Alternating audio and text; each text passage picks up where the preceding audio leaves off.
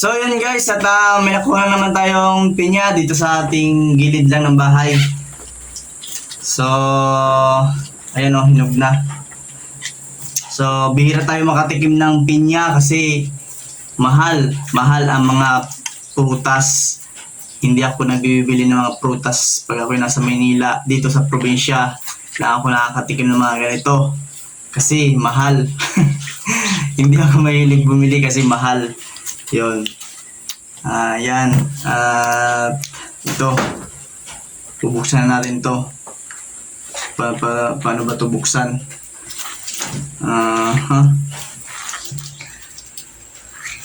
Ito.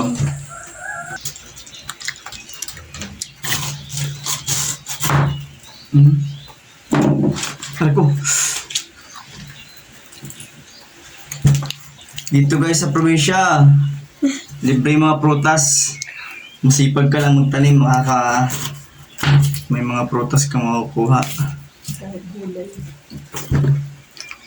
Kahit gulay. Ito ba? Paano ba? Yan. Yun. Ganun pala ito. Hindi na ito binabalatan eh. Ganito ito eh. Ayan o. Tama ba yung paggawa ko? Bakit ganyan ka magbukas na? Ha? Bakit ganyan ka magbukas na? Oo. Uy, inabalatan ng buo. Ha? Inabalatan ng buo yan. Ito? Oo. Hindi, ganito. Inabalatan ng buo talaga yan.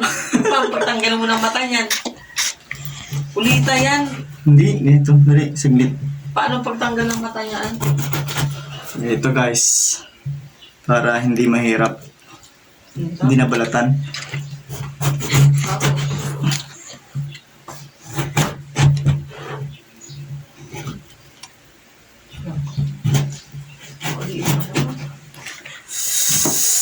Ito na oh. Oo. O, di ba? Hindi ko ka mababalatan. Tamis. Ganyan ang teknik. Huwag ko nang balatan. Papagod ka pa. Kung mapakanik baka magtanggal. Hindi, kuha ko ng susawan.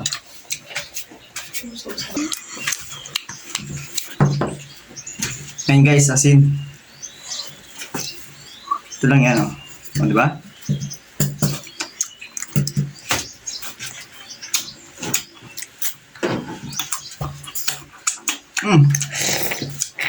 Tamis.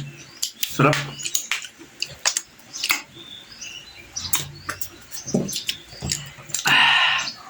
Sarap.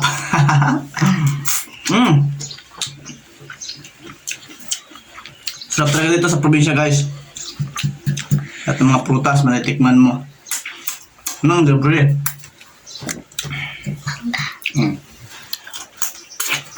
Sarap.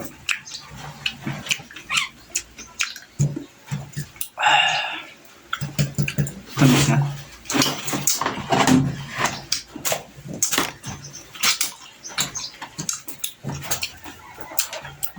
Di mo na siya kailangan ng balatan. Ito lang gawin nyo. Ha? Sarap.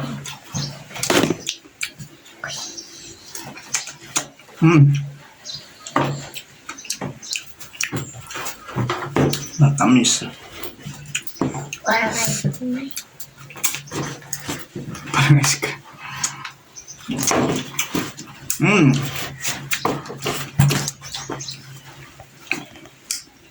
Gayahin nyo yung pagbukas ito guys. Hindi ka na mapagod magbalat. Simple lang, ganyan lang oh. Sausaw sa asin. Sarap. So yun guys. Yun lang.